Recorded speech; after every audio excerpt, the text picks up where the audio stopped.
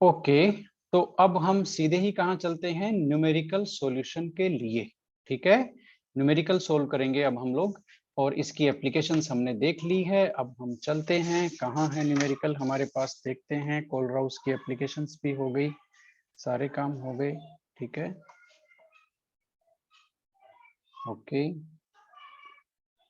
चलो फिर यहाँ से लेते हैं और देखते हैं। सबसे पहले कुछ है क्या हमारे पास। 68 लेते हैं। 68 देखना जरा।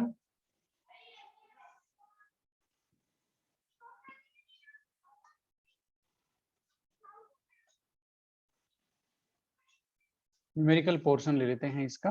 ठीक है,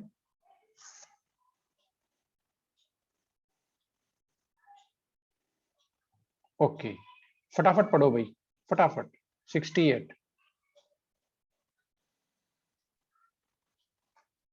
फटाफट देखो इसमें है क्या और ये पूछ क्या रहा है, फटाफट बिना देर किए। Resistance of a conductivity cell containing, इतना उस सेल का में केसीएल भरा हुआ है, और कंडक्टिविटी सेल का इतना रेजिस्टेंस है उसका। ये इसने किसका वैल्यू दिया है, रेजिस्टेंस का वैल्यू दिया है कंडक्टिविटी सेल का।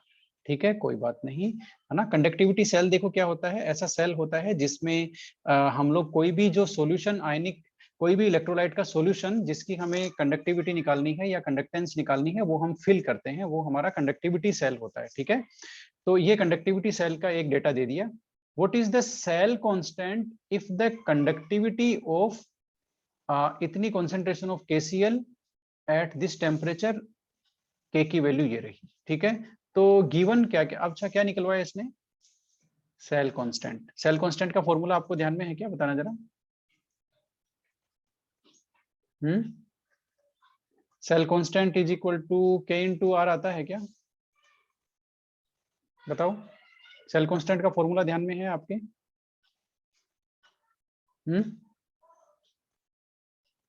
No sir. सेल कांस्टेंट का फॉर्मूला देख लो, कहाँ यही कॉपी है में सर, आपने। के इंटू आर।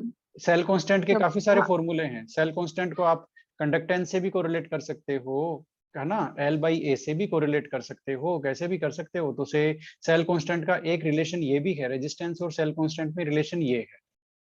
ठीक है, तो ये जो इंपॉर्टेंट फॉर्मूले हैं सेल कांस्टेंट के, वो आपके काफी काम आने वाले हैं। ठीक है, अब सेल कांस्टेंट का फॉर्मूला नहीं याद है तो सेल कांस्टेंट का टॉपिक आपके पास होगा, उसमें देख लो काफी सारे फॉर्मूले हैं सेल कांस्टेंट के, है ना। ठीक है, कहाँ से मिलेंगे हमें, काफी ऊपर हैं।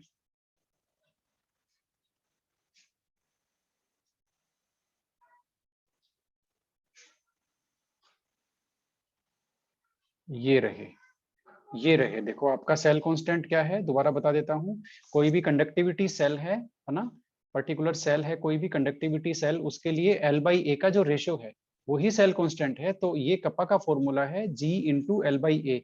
एल बाई ए की जगह हमने सेल कांस्टेंट को G स्टार से दिखाते हैं, तो एक फॉर्मूला जो सेल कांस्टेंट और कप्पा के बीच में ये रिलेशन है, देख लो, kappa is equal to conductance into cell constant. ठीक है, ये हो गया। अब कंडक्टेंस को हम लोग 1/r लिखते हैं ना, तो यहाँ पर 1/r रखेंगे, तो ये उसका फॉर्मूला हो गया। सेल कांस्टेंट को हम आगे, इसको आगे हम लोग इस तरह से भी लिख सकते हैं, cell constant is equal to K into R. ठीक है, तो ये 2-3 फॉर्मूले हैं, ये सेल कांस्टेंट का फॉर्मूला है, एक फॉर्मूला ये है, ये आपको ध्यान रखना पड़ेगा, और कोई रास्ता इसका है नहीं। ठीक है, अब हम चलते हैं वापस यहीं पे, और आपने जहां लिखा है उसको आप एक्सेस कर सकते हैं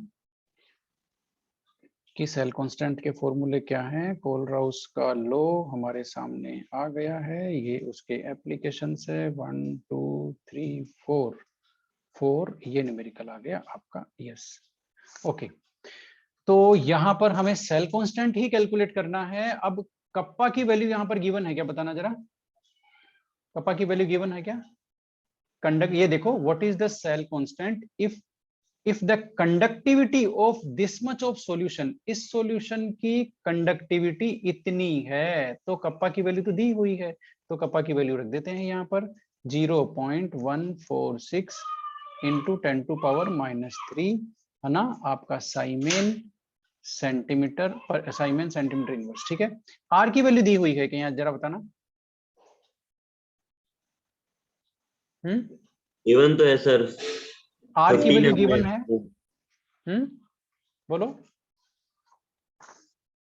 आर की वैल्यू क्या है? केवन है ना सर 1500 ओम। 1500 ओम आर की वैल्यू है। आप इसको मल्टीप्लाई करेंगे 1500 ओम से, ठीक है, तो आपको जो भी वैल्यू आएगी वो आ जाएगी, है ना? बात समझ में आई? अच्छा, ओम को हम लोग साइमेन इनवर्स लिख सकते हैं क्या? साइमेन क्या होता है बेसिकली? ओम, जो ओम इनवर्स को ही तो साइमेन बोलते हैं, ठीक है। तो साइमेन ओम को हम लोग साइमेन इनवर्स लिख सकते हैं। तो आप इसको यहाँ पर क्या लिख सकते हैं? साइमेन इनवर्स। अब आपका साइमेन साइमेन कट जाएगा और सेंटीमीटर उसमें सेंटीमीटर इनवर्स में सेल कांस्टेंट की यूनिट आ जाएगी। सेल कांस्टेंट की यूनिट भी बेसिकली सेंटीमीटर इनवर्स या मीटर इनवर्स यही होती है, ठीक है। तो आप इसको कैलकुलेट करेंगे, ये तो बहुत इजी हो गया, ये तो जरूरत से भी ज्यादा इजी हो गया। जितना भी आएगा वो आ जाएगा आंसर, ठीक है। सेंटीमीटर इनवर्स में आपका आंसर आएगा, दोनों को मल्टीप्लाई करोगे तो, ठीक है। ये हो गया ये सवाल। इसमें ज्यादा कुछ मुश्किल था नहीं, जितना हम सोच रहे थे, जितना इन्होंने लिखा उतना कुछ था नहीं।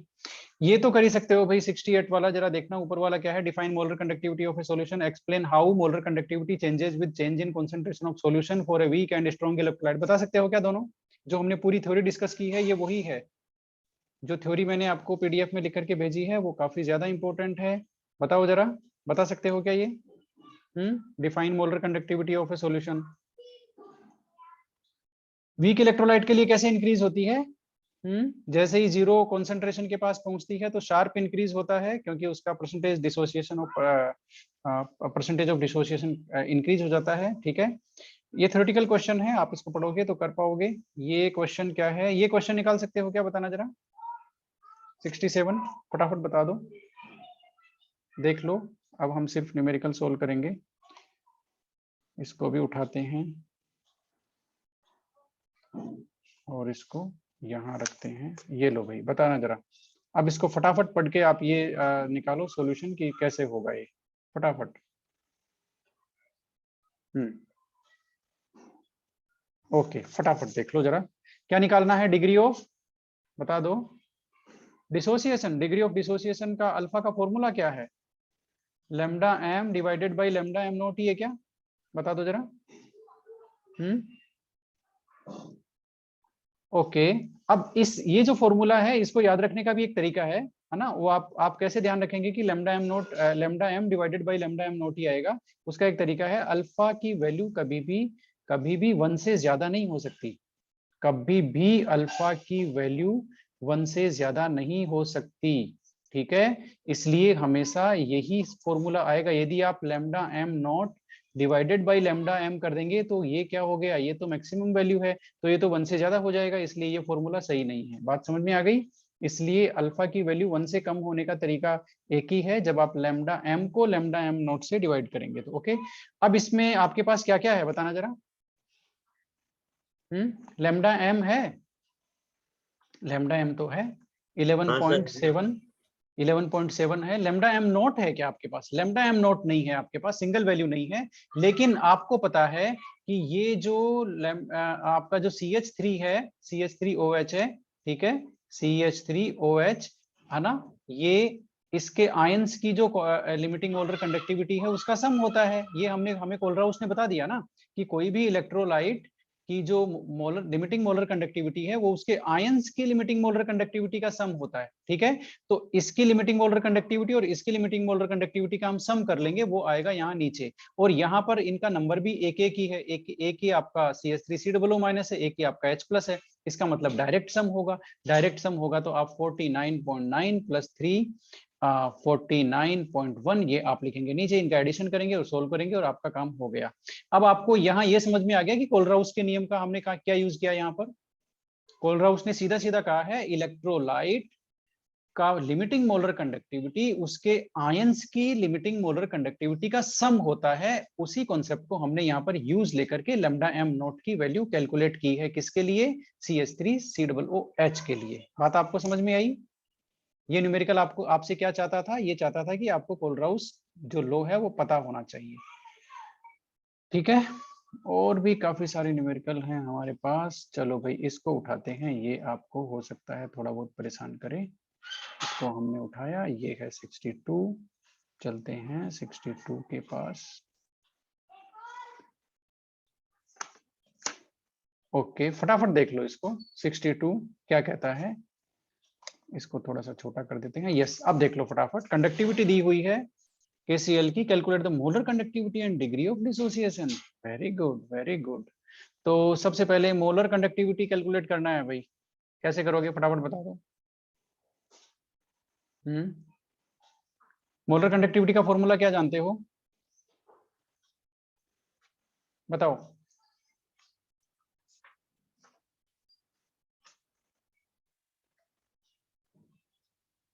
बोलो बोलो, मोलर कंडक्टिविटी का फॉर्मूला इसमें कौन सा यूज होगा। Sir molar conductivity is equal to होता है। Kappa into 1000 divided by C, यही होगा क्या, फटाफट देखना जरा। 1000 आएगा, वो 1000 न्यूमरेटर में आएगा कि डिनोमिनेटर में, न्यूमरेटर में आएगा, क्योंकि आपकी जो K की यूनिट है वो ये देख लो साइमन सेंटीमीटर इनवर्स है, और ये यूनिट होती है तो आपको ऊपर 1000 लगाना होता है ना। और देख लो जरा वो इक्वेशन, एक हमने देखा था ना कितने फॉर्मूले यूज होंगे इसके, है ना। ठीक है, तीन फॉर्मूले हैं ना इसके, लैम्डा एम। आप केवल K बाई C कब रखेंगे, जब K की यूनिट आपकी साइमन मीटर इनवर्स, और ये जो मोलरिटी है उसकी यूनिट आपकी मोल पर मीटर क्यूब हो, तब तो केवल K बाई C रहेगा। ठीक है, और K divided by C multiplied by 1000, ये कब होगा, ये कब होगा, जब आपका K किस में दिया हुआ हो, साइमन मीटर इनवर्स में, और आपका C किस में दिया हुआ हो, मोल पर लीटर में, तब आपको ये फॉर्मूला यूज होगा। और आपका K साइमन सेंटीमीटर इनवर्स में दिया हुआ हो, तब आपका वो फॉर्मूला यूज होगा जो मैंने अभी लिखा है। ठीक है, इसका कॉन्सेप्ट हम लोग डिस्कस कर चुके हैं। तो आपका फॉर्मूला ये होगा, K की यूनिट आप यहाँ पर आपको दी हुई है ना, दी हुई है कि नहीं दी हुई है, फटाफट बताना जरा।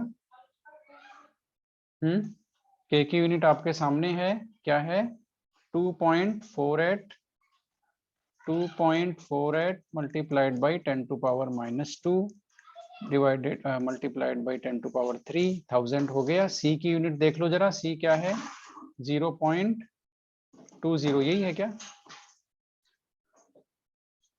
देख लो। अब इसको सोल्व कर दो, जो सोल्व करोगे वही होगा आंसर, कोई प्रॉब्लम नहीं है। ठीक है, इसको सॉल्यूशन करोगे ना, इसका सॉल्यूशन कैसे हो जाएगा, ओके। तो ये देखो, ये एक बार मैं इसको साफ करता हूँ, उसके बाद में इसका सॉल्यूशन लेते हैं। तो जो मोलर कंडक्टिविटी के जो आपको 1000 कहाँ कब लेना है, ये आपको पता होना चाहिए, ये काफी ज्यादा इंपॉर्टेंट है। ठीक है, मैक्सिमम केसेस में आपको यही होगा कि कंडक्टिविटी K की यूनिट साइमन पर सेंटीमीटर क्यूब में दी हुई होगी, तो आपको 1000 न्यूमरेटर में लेना है। ठीक है, उसको कन्वर्ट करने के लिए। ओके, अब इसको कैसे सोल्व करोगे, बहुत सिंपल सी बात है, ये आप इसको इस तरह से लिख सकते हो ना, इसको आप इस तरह से भी तो लिख सकते हो, 2 इंटू 10 टू पावर -2 लिख सकते हो ना। ठीक है ना, 2 इंटू 10 टू पावर -2 लिखोगे, या 20 इंटू 10 टू पावर -2, 0.20 है ना, 20 इंटू 10 टू पावर -2। ओके, ये हो गया। अब आप ये -2 ये कट गया। ठीक है, और अब आप इसको फर्दर सोल्व कर सकते हो, जो भी आप सोल्व करोगे जो भी आंसर आएगा वो हो जाएगा। ठीक है, ये क्या हो गया आपका 2.480, यही तो हो गया, डिवाइडेड बाई 20, ये लो, और अब आप इसको क्रॉस कर दो, आपका आंसर फाइनल है। ठीक है, ये आ गया 124 के आसपास। बात समझ में आई, तो ये आपका आंसर है। तो इस तरह से देखो, इसमें गिवन क्या है। अब आप कहोगे सर इनका क्या यूज हुआ, अच्छा डिग्री ऑफ डिसोसिएशन भी तो पूछा है क्या इसने। डिग्री ऑफ डिसोसिएशन का फॉर्मूला ध्यान है ना, lambda M divided by lambda M naught, सही बात है क्या। Yes sir. तो लैम्डा एम तो आपने निकाल ही लिया, ये रहा 124, और लैम्डा एम नोट कैसे निकालोगे, कोलराउस ने बता दिया ना, इसका और इसका सम कर लेंगे। हाँ, K प्लस और Cl माइनस का जो भी लिमिटिंग मोलर कंडक्टिविटी है सम कर लेंगे। देख लो कोलराउस ने कितनी इंटेलिजेंट बात बताई, हर न्यूमेरिकल में कोलराउस का यूज हो रहा है। इसका सम कर देंगे, नीचे रख देंगे, वो डिग्री ऑफ डिसोसिएशन आ जाएगा, वो 1 से कम ही आएगा, 1 से कभी ज्यादा नहीं आएगा। ठीक है, और भी कई न्यूमेरिकल्स लेते हैं, हमारे पास काफी सारे हैं, calculate molar conductivity degree of dissociation, ये भी वैसा ही है, कुछ अलग लेते हैं, हट करके। ये भाई ये बड़ा जबरदस्त है, जरा इसको यही सोल्व करेंगे। फटाफट अपनी जो है नजर है उसको शार्प कर लो और क्वेश्चन जो मैंने सामने रखा है उसको फटाफट रीड कर लो। ये क्वेश्चन बड़ा जबरदस्त है ना। आपका कॉन्सेप्ट यूज लेता है 59। फटाफट जल्दी से देख लो।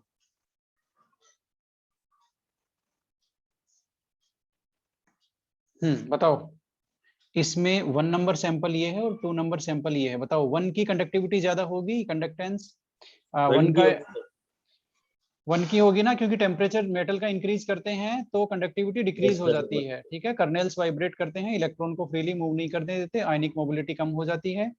आयनिक मोबिलिटी तो यहाँ होती नहीं है, तो इलेक्ट्रॉन का मूवमेंट होता है ना। ठीक है, तो इलेक्ट्रॉन्स का मूवमेंट रेस्ट्रिक्टेड हो जाता है और कंडक्टिविटी कम हो जाती है, इसलिए कम टेम्परेचर पे। सेकंड वाले का बता दो, सेकंड वाले में 1 या 2 किसकी होगी कंडक्टेंस ज्यादा? 1 1 की होगी, क्योंकि हम वीक 1 की होगी। वीक इलेक्ट्रोलाइट को डाइल्यूट करते हैं तो उनकी कंडक्टेंस बढ़ती चली जाती है। हमने देखा है कैसे बढ़ती है, एकदम शार्प। ओके, ये बताओ भाई, ये बड़ा जबरदस्त है। सर यहाँ पे 2 की होगी सर, 2। 2 की क्यों, कारण बताओ। क्योंकि ये 1 और 2 में कंट्रोवर्सी, 1 और 3 में कंट्रोवर्सी आ रही है ना, दोनों में टेम्परेचर का इफेक्ट है, ध्यान से देखो। लेकिन एक में मेटेलिक कंडक्टर लिया हुआ है, एक में आपका इलेक्ट्रोलाइटिक सोल्यूशन लिया हुआ है। Yes sir. हाँ, तो इलेक्ट्रोलाइटिक सॉल्यूशन यदि लेते हैं तो टेम्परेचर इंक्रीज करने से कंडक्टेंस इंक्रीज होती है, क्योंकि आयंस की काइनेटिक एनर्जी इंक्रीज होती है, उनकी आयनिक मोबिलिटी बढ़ती है। ठीक है, तो यदि आपका इलेक्ट्रोलाइटिक सॉल्यूशन है तो टेम्परेचर इंक्रीज करने से कंडक्टेंस इंक्रीज होगी। तो यहाँ पर जो सेकंड सैंपल है उसका जो ग्रेटर कंडक्शन ऑफ इलेक्ट्रिसिटी होगा। ठीक है, तो कई बार इस तरह के क्वेश्चन भी आ जाते हैं जो काफी कॉन्सेप्चुअल होते हैं और हमें परेशान कर सकते हैं, तो इसी बात पे हम उठाते हैं क्वेश्चन नंबर 60। उठाएं क्या? ग्रेटर, ये निकाल सकते हो ना आप लोग, मोलर कंडक्टिविटी एसिटिक एसिड की, ये निकाल सकते हो, कोई दिक्कत नहीं है। प्रिडिक्ट द इलेक्ट्रोलाइट, ये ग्राफ में से ही क्वेश्चन पूछ लिया, जो हमारा ग्राफ था ना उसमें से क्वेश्चन पूछ लिया। Predict the nature of A and B, बता दो ए क्या है बी क्या है, बता सकते हो ना। ए हमारा स्ट्रॉन्ग है और बी क्या है, वीक इलेक्ट्रोलाइट है। इक्वल होगा सर, वीक। हाँ बी हाँ वीक। हाँ, मेरे ख्याल से ये आसानी से कर सकते हो। चलो इस बात पे 56 57 कोई सा भी उठा लेते हैं। ठीक है, तो इस बात पे ये उठाते हैं 60 ले लेते हैं। चलो 60 क्या कहता है देखना पड़ेगा इसको। तीनों निकलवाए हैं ना इसने, इसलिए थोड़ा सा अलग है। इसमें हमें तीनों निकालने हैं, कोई बात नहीं, हम कोशिश करते हैं। आंसर तो आना ही आना है। ठीक है, ओके यस, फटाफट देखो इसको, इसने क्या दिया है और क्या हमें निकालना है, फटाफट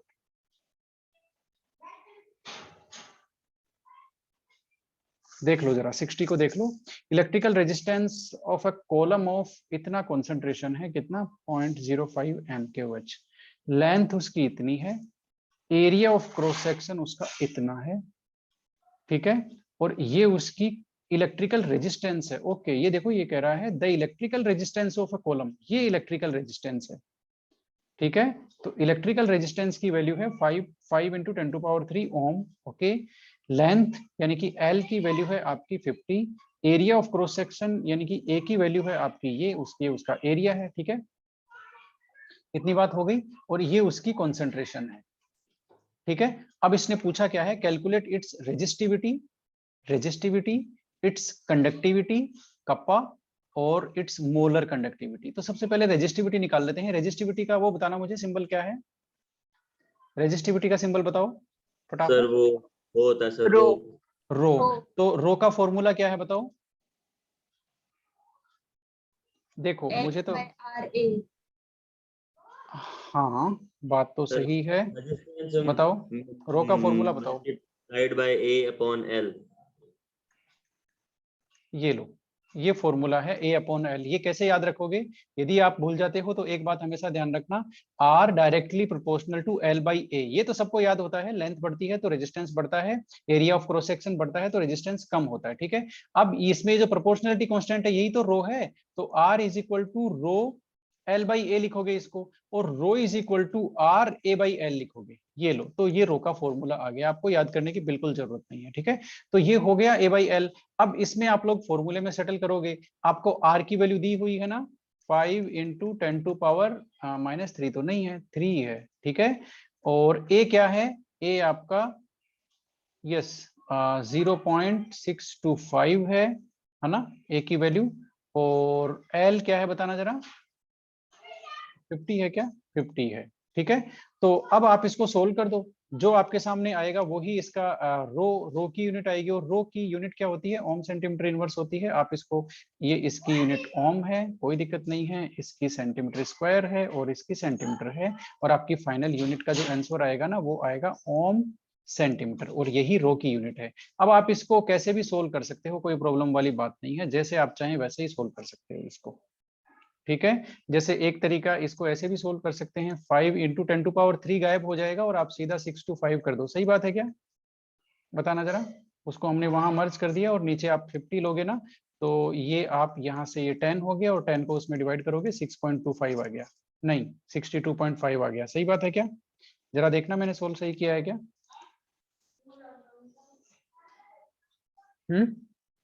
ये वापस मैंने 6.25 लिख दिया, 62.5। इतने लोग हैं, किसी को पकड़ में नहीं आएगा मैंने क्या किया, बहुत इजी सा तरीका है, ज्यादा कुछ करना नहीं था इसके लिए।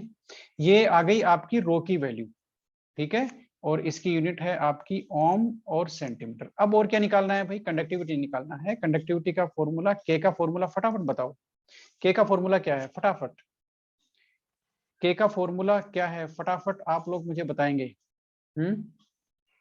जल्दी से बता दो, के की डेफिनेशन क्या है, कंडक्टिविटी उसका इनवर्स होता है क्या, रो का।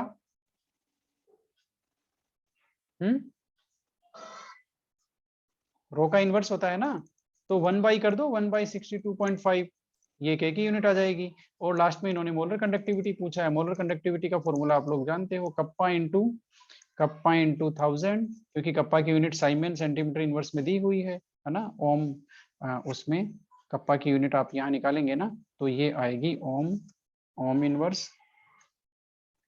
इनवर्स और सेंटीमीटर इनवर्स, यानी कि साइमेन सेंटीमीटर इनवर्स इसमें आएगी। ठीक है, तो अब आप नीचे मोलरिटी लिखाओगे आप, तो के की वैल्यू तो आप यहाँ से निकालोगे 1/62.5, ये के की वैल्यू आ गई आपकी। इसको मल्टीप्लाई किससे करोगे, 1000 से, और 1000 के डिवाइड में मोलरिटी की वैल्यू क्या ली हुई है देखना जरा, 0.05 m, तो 0.05 m, ये लो भाई, ये मोल पर लीटर इसकी कॉन्सेंट्रेशन है। अब आप इसको सोल्व कर दोगे तो आपका ये आएगा लैम्डा m की वैल्यू। ठीक है, ये लैम्डा m की वैल्यू आएगी, इसको सोल्व करोगे तो आप, है ना, इसको सोल्व करना ज्यादा कोई मुश्किल नहीं है। यहाँ से आप 10⁻² और इंक्रीज कर सकते हो, तो ये आपका हो गया 5। ठीक है, अब वो 10⁻5 डिवाइडेड बाई 62.5 मल्टीप्लाइड बाई 5 ये करोगे आप, तब उसका आंसर आएगा इक्वल टू 10⁵ बराबर 62.5 मल्टीप्लाइड बाई 5। सही बात है क्या, जो मैंने किया है वो। Yes sir. तो इस तरह से आप ये लैम्डा m की वैल्यू भी निकाल सकते हैं। तो ये जो जितने भी न्यूमेरिकल्स हैं, हालांकि टाइम हमारा हो चुका है, कोई बात नहीं, तो ये जो न्यूमेरिकल्स हैं जितने भी, है ना, आप उनकी प्रैक्टिस करके देख सकते हैं। ज्यादा कुछ मुश्किल जैसा कुछ है नहीं इनमें, है ना, ज्यादा कुछ मुश्किल जैसा कुछ है नहीं। और आप यदि कोई एंट्रेंस की एग्जामिनेशन की सीट भी लेंगे तो वो भी आपको ऐसे ही मिलने वाली है, कोई बहुत ज्यादा अंतर इनमें है नहीं। ठीक है, ये हमने एक जेई की सीट ली है और इसमें कंडक्टेंस और कंडक्टिविटी का ज्यादा कुछ मुश्किल नहीं है। अब ये देखो, इन्होंने 2020 में क्या क्वेश्चन पूछा है ना, आप लोगों के पास यदि टाइम है तो आप जुड़े रह सकते हैं। ये देखो 2020 में क्या क्वेश्चन पूछ लिया इन्होंने, the variation of molar conductivity with concentration of, इसमें ग्राफ दिया है। इलेक्ट्रोलाइट इज, बता दो कौन सा इलेक्ट्रोलाइट है, पूरी दुनिया बता सकती है ये तो। कौन सा इलेक्ट्रोलाइट है ये जिसका ग्राफ है ये, बता दो। हाँ ये, हाँ बस ये तो वीक इलेक्ट्रोलाइट का है, वीक इलेक्ट्रोलाइट इन दोनों, इन सब में यही है। इन्होंने वीक इलेक्ट्रोलाइट भी चेंज नहीं किया, ये तो रटाया रटाया। यदि किसी को ये भी नहीं पता कि ये वीक इलेक्ट्रोलाइट का है, तो ग्राफ देखने से ये तो याद रहेगा कि ये CH3COOH का है ना। तो ऐसा कुछ है नहीं, आप आराम से काफी सारे क्वेश्चन, ये देखो कोलराउस लॉ ने एकदम धूम मचाई हुई है। आपका क्वेश्चन नंबर 3 में देखो, इक्वेशन इज इनकरेक्ट, अब आपको ये इक्वेशन इनकरेक्ट इक्वेशन बतानी है। ठीक है ना, तो ये देखो NaBr माइनस NaCl, है ना, is equal to KBr minus KCl। ठीक है, तो इस तरह से आपको ये इक्वेशन करके देखना है। ये क्या बोलते हैं, NaBr माइनस NaCl के भी। अच्छा, आप इनको एडिशन करके भी देख सकते हैं, घुमा फिरा के कैसे भी लिख करके देख सकते हैं। ठीक है, आप इनको प्रूव कर सकते हैं, इसमें कोई प्रॉब्लम वाली बात है नहीं। ठीक है, आपको कॉन्सेप्ट वही रखना है। ओके, ये एक और इन्होंने कह दिया अप्रैल में स्टेटमेंट 1 स्टेटमेंट 2 आया है, conductivity always increases with decrease in concentration of electrolyte. Molar conductivity always increases with decrease in concentration of electrolyte. बता दो भाई, अब ये तो बता दो, बड़ा खतरनाक टाइप का है ये। Conductivity always increases, conductivity increase थोड़ी होती है, डिक्रीज इन कंसंट्रेशन, कंडक्टिविटी तो डिक्रीज होती है। कंडक्टिविटी कप्पा याद करो, number of ion per unit volume कम हो जाते हैं तो ये तो डिक्रीज होती है, तो आपका S1 तो रॉन्ग है, S1 तो रॉन्ग है। सही बात, सही है क्या, मेरी बात बताना जरा। देखो मोलर कंडक्टिविटी है वो इंक्रीज होती है, कंडक्टिविटी डिक्रीज होती है। ठीक है, तो कंडक्टिविटी तो डिक्रीज होती है, डिक्रीज इन कॉन्सेंट्रेशन यानी कि डाइल्यूशन के साथ, तो S1 आपका रॉन्ग है। S1 रॉन्ग किस में है, S1 रॉन्ग आपका S1 रॉन्ग A में भी है और आपका B में भी है। ठीक है, अब S2 चेक करो भाई, molar conductivity always increases with decrease in, molar conductivity increase होती है, बात तो सही है, तो आपका आंसर क्या हो जाएगा बताना जरा, B। ठीक है, S2 करेक्ट है। और वो अब ये और देख लो भाई, ये देखो ग्राफ से कितने सारे क्वेश्चन इन्होंने पूछे हुए हैं, which one of the graph between molar conductivity, और वो करेक्ट है मोलर कंडक्टिविटी। अब ये KCl और इसका इंडिविजुअल का दिया हुआ है, KCl NaCl का, है ना।